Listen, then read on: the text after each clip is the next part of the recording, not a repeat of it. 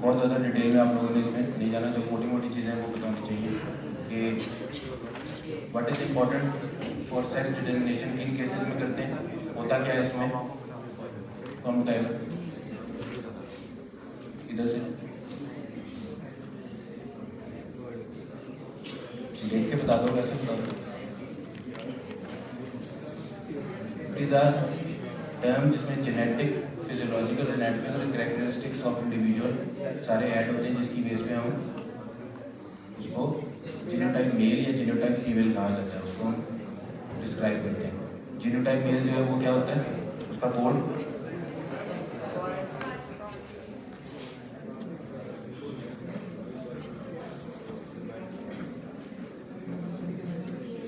Mail genotype code क्या होता है, कितने क्रोमोसोम्स होते हैं,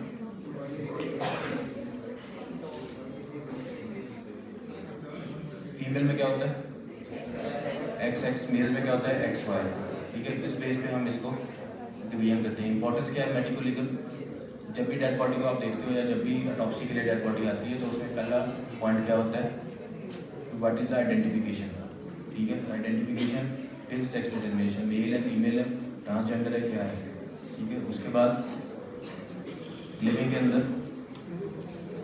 सिविल और कुछ क्रिमिनल रिस्पॉन्सिबिलिटीज हैं जो अभी हमने साथ साथ की हैं, ठीक है। फिर कुछ जॉब रिस्पॉन्सिबिलिटीज होती हैं, कुछ जॉब रिक्वायरमेंट्स होती हैं, वो मेल्स को प्रेफर करते हैं, फीमेल्स को प्रेफर करते हैं, कुछ दोनों को। और अब ख़ास तौर पे गवर्नमेंट ने शुरू किया ट्रांसजेंडर्स को, ठीक है। वो भी इसके अंदर आगे पता होना चाहिए आपको। पंजाब पुलिस के अंदर रिसेंटली भी उन्होंने एडमिशन किए हैं। फिर question related to marriage, divorce, sexual cases, sexual assault के बहुत सारे केसेस आते हैं एमरजेंसी के मेडिको लीगल सेक्शन के अंदर। ये चीज़ें चल रही होती हैं, लेकिन आप लोगों को हमें इतना इंट्रैक्शन इतना नहीं होता, तो आइडिया नहीं होता। जब आप हॉस्पिटल जाओगे, गवर्नमेंट हॉस्पिटल खासतौर पे हाउस जॉब करोगे या ट्रेनिंग, उसमें आप लोग ये चीज़ें देखोगे। और ये चीज़ें जो सामने भी कहा था कि अभी आप लोग करते हो, फिर हाउस जॉब में देखते हो, फिर जब आप ट्रेनिंग के लिए जाते हो कि हॉस्पिटल में या किसी डिस्ट्रिक्ट लेवल पे जब FCPS के लिए पॉइंट्स चाहिए होते हैं, CIP पॉइंट्स जिसको कहते हैं, वहाँ पे अब मुझे अक्सर मैसेज आए होते हैं पुराने स्टूडेंट्स के, सर ये केस आ गया, जल्दी बताएं इसमें क्या फाइंडिंग लिखनी चाहिए। तो वो उसमें आपको गलती करने की गुंजाइश नहीं होती, आपको आइडिया होना चाहिए जो आप देख रहे हो, जो आप लिख रहे हो मैच कर रहा है। हॉस्पिटल के अंदर भी जो आप नोट्स डालते हो तो वो आपकी उसकी वेरिफिकेशन होती है कि आपने ये देखा है, आपने लिखा है। हॉस्पिटल में जो आप पेशेंट को देखते हो उसके नोट्स डालते हो हाउस जॉब के अंदर या आगे ट्रेनिंग के अंदर, तो वो टेस्टिमनी होती है कि आपने देखा है और ये आपकी ही राइटिंग है, आपने ही लिखा है। कोई गलत चीज़ कर दोगे, गलत लिखोगे, चाहे वो फोरेंसिक से रिलेटेड है चाहे क्लिनिकल से रिलेटेड है, वो आपके गले पड़ेगी। फिर कोर्ट सेशन होंगे, बार बार बुलाएंगे आपको, कोई भी इशू हो जाता है। तो इसलिए ये चीज़ें बड़ी इंपॉर्टेंट होती हैं। Documentation is very important. जहाँ भी आप, चाहे अभी आप बैठे हो चाहे आप कहीं भी जाओ, डॉक्यूमेंटेशन इज़ वेरी इंपॉर्टेंट। देख के हमेशा हर चीज़ डॉक्यूमेंट करनी चाहिए, साइन करनी चाहिए। फिर सेक्शुअल ऑफेंसेस के केसेस में बता रहा हूँ बहुत ज़्यादा आते हैं, उनकी एस्टिमेशन करनी होती है। रेप केसेस, मैरिज डाइवोर्स के केसेस, इम्पोर्टेंस के केसेस, जो इंट्रोडक्शन में सर ने बताया था कि वो क्लेम होता है दोनों पार्टी के ऊपर, दोनों ने डिफेंड करना होता है अपने आप को। फिर डेड बॉडीज में ह्यूमन रिमेन्स, उनके ऊपर सेक्स एस्टिमेशन, अगर बिल्कुल ही जितना चार्ट हो गई बॉडीज़, कुछ बॉडीज़ में आइडेंटिफाई हो जाती हैं, कुछ नहीं होती, कुछ रिसर्च के लिए हम लोग करते हैं। रिसर्च स्टडी के लिए बेसिकली ये ज़्यादातर किया जाता है, या बिल्कुल ही अगर बॉडीज हमें ना एस्टिमेट हो रही है तो हम sex determination plus dental data को मिला के तो आइडेंटिफिकेशन तक जा सकते हैं।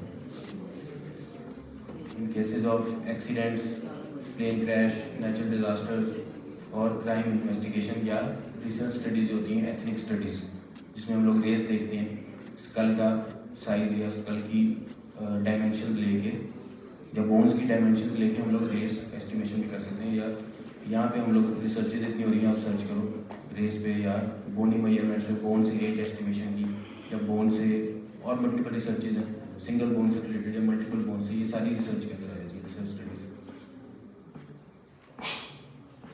लिविंग और डेड दोनों में हम लोग करते हैं sex determination, civil cases, criminal cases. ये फोरेंसिक साइंस एजेंसी जो टोकन्याज में पे जब आप लोग जाओगे वहाँ भी ये केसेस वहाँ आते हैं ज़्यादातर। इस तरह के जो केसेस होते हैं, सिविल केसेस, क्रिमिनल केसेस, उधर ये सारा कुछ हो रहा होता है। पैरामीटर्स क्या हमने देखने होते हैं सेक्स डिटर्मिनेशन में, apparent general appearance of a person, sex characters या सेक्स ऑर्गन्स मेल फीमेल के दोनों के डिफरेंट हैं।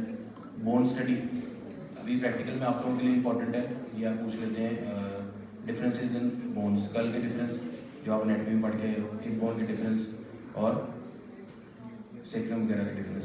तो बेसिक डिफरेंसेस होते हैं। फोरेंसिक में क्या इसमें सिग्निफिकेंस एक जो चीज़ें ऐड हो जाती हैं वो क्या हैं, इंडिसेस या मेजरमेंट्स। इंडिसेस मेजरमेंट्स क्या होती हैं, जैसे स्कल है तो स्कल की हाइट कितनी है, लेंथ कितनी है, सेफेलिक इंडेक्स क्या है, नेजल इंडेक्स क्या है, ये आप लोग प्रैक्टिकल में करोगे। या हिप बोन है तो हिप बोन के अंदर उसकी प्यूबिक आर्च का क्या एंगल होता है, ये सारी चीज़ें आप लोग, सेक्रल इंडेक्स क्या होता है, प्यूबिक इंडेक्स क्या होता है, ये चीज़ें ऐड हो जाएंगी उसके साथ सेक्स डिफरेंसेस के अंदर। ठीक है, ये आप लोगों ने करना है साथ। फिर न्यूक्लियर सेक्सिंग और गोनेटल बायोप्सी इन किन केसेस में करते हैं ये, राइट, थोड़ा बहुत पढ़ लिया है ना इसको प्रैक्टिकल में। इन डाउटफुल केसेस, जिस तरह कोई सेक्शुअल असॉल्ट का केस है या रेप का केस है, फोरेंसिक साइंस एजेंसी के अंदर विक्टिम और असॉल्ट असेलेंट दोनों प्रेजेंट किए हैं उसमें पुलिस ने। तो अगर एस्टिमेट नहीं हो रहा, अगर कोई डाउटफुल केस है कि वो हर्माफ्रोडाइट है, क्लोरमाफ्रोडाइट है, क्लाइंफर्टर है, क्या केस है, तो उसको हम लोग एग्जामिन के साथ हैं, जब ब्लड टेस्ट करते हैं CBC वगैरह, उस तरह ये टेस्टिंग होती है न्यूक्लियर टेस्टिंग। उसमें हम लोग बायोप्सी ले लेते हैं या उसकी क्रोमोसोमल स्टडी करते हैं जिससे हमें पैटर्न बदला जाता है। मेल पैटर्न क्या होता है 46XY, फीमेल 46XY, इसी तरह XX। तो इसी तरह क्लाइनफेल्टर का, टर्नर का या टू हर्माफ्रोडाइट या बाकी जो क्रोमोसोमल पैटर्न है वो सबके डिफरेंट आ सकते हैं, इससे हम लोग कंफर्म कर सकते हैं। फिर टूथ स्टडी जो है ये भी आप लोग लेवल पे इंपॉर्टेंट पोस्ट ग्रेजुएट लेवल पे किया जाता है। ये आपको जो क्वेश्चन आता है वो इससे आ सकता है। क्या डिटर्मिन करते हैं, सेक्स डिटर्मिनेशन में क्या देखते हैं, ये क्या चीज़ होती है और किन केसेस में किया जाता है फोरेंसिक के हिसाब से। सेक्सुअल असॉल्ट के ज़्यादातर केसेस होते हैं जिनमें ये अगर कोई प्ली कर रहा है कि वो इम्पोर्टेंट है तो उसमें फिर ये देखा जाता है, स्टडी की जाती है सारी, स्पर्म एनालिसिस, सीमन एनालिसिस, सारा कुछ आता है इसमें जो आप सेक्सुअल ऑफेंसेस में करोगे डिटेल में। फिर डिटर्मिनेशन के लिए 3 क्राइटेरिया होते हैं, मोस्ट सर्टन, हाईली प्रोबेबल और प्रेजेंटिव। मोस्ट सर्टन की मेल फीमेल के कैरेक्टर्स, सेक्सुअल कैरेक्टर्स डिफरेंट है, ठीक है, वो आप लोगों को पता है। मोस्ट सर्टन और हाईली प्रोबेबल जो है ये तो आप लोगों को पता है। फिर प्रेजेंटिव एविडेंस देखने में facial contour, appearance of fat, appearance of body position, body characters, ये सारी चीज़ें देख के प्रेजेंटिव एविडेंस होता है जो हम बता सकते हैं कि मेल है फीमेल है। लेकिन अंदर अगर क्लेम आ जाए कोई तो वो जेनेटिकल स्टडी जो होती है वो कंफर्म करती है हमें इसका सेक्स क्या है।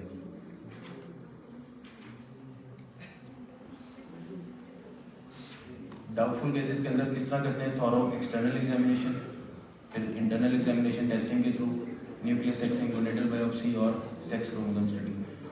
ये क्वेश्चन आ जाता है छोटा सा 3 नंबर का या 5 नंबर का कि डाउटफुल केसेस में क्या होता है, न्यूक्लियर सेक्सिंग क्या है और इंटरसेक्स स्टेट्स क्या हैं, क्या आपको नाम पता होने चाहिए या क्रोमोसोमल की जो कोड्स हैं वो पता होने चाहिए। इस लेवल आपके लेवल पे इतना काफ़ी है। What is nuclear sexting technique? It is genetic sex determination in doubtful cases या डिकम्पोज बॉडीज या म्यूटिलरी या फ्रेगमेंटरी रिमेन्स। उसमें हमने क्या देखना होता है,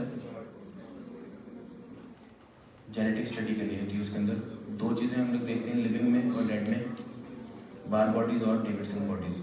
ठीक है, ये स्लाइड भी आप लोगों ने देखी होगी। क्या होती है बार बॉडीज?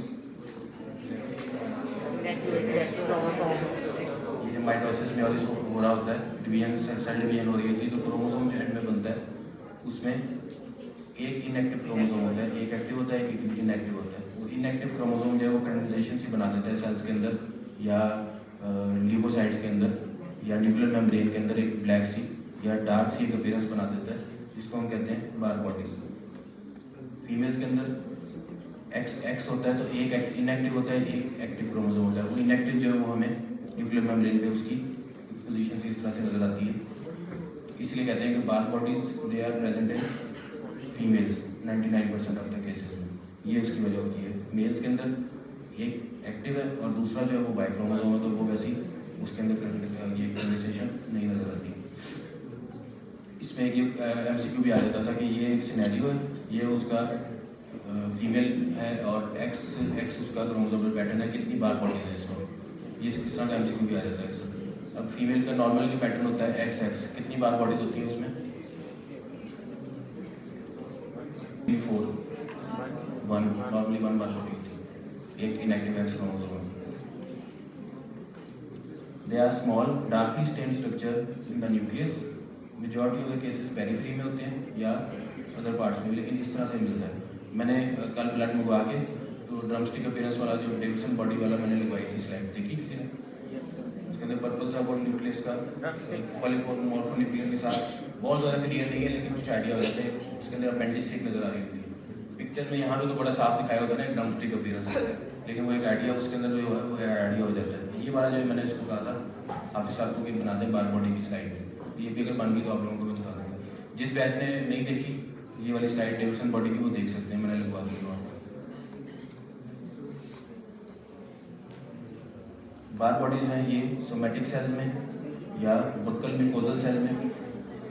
बक्कल म्यूकोजल सेल्स होते हैं, उनको आप किस तरह कलेक्ट करते हो? टूथपिक से या स्टिक से करके उसको स्लाइड बना लेते हैं हम लोग, तो उसमें ये नजर आ जाते हैं। सोमेटिक सेल्स होते हैं, नॉन डिवाइडिंग सेल होते हैं, न्यूरॉन हो गए, ब्लड सेल्स हो गए, तो इन ये हमने जो किया हुआ है वो ब्लड से किया है, जो नजर आ रहा है आपको। बार बॉडी की लगी स्लाइड तो वो भी इस तरह से होगी, मैं आपको दिखा दूँ। फिर डेविसन बॉडीज होती हैं, उसमें ये नजर आती है वहाँ पे बड़ी हुई ल्यूकोसाइड जो होता है उसका न्यूक्लियस के साथ एक अपेंडिक्स होती है इस तरह, ये इस तरह से वो स्लाइड नजर आ रही होगी। यहाँ वो जो लैब में लगी हुई है ना स्लाइड, उसमें बाकी सेल जरा डार्क हुए हैं, ये भी थोड़ी सी डार्क है, तो उसमें अपेंडिक्स अगर आप क्लियर देखो तो आइडिया हो जाता है आपको। हो गया नेक्स्ट फ्राइडे को आप लोग, थैंक यू।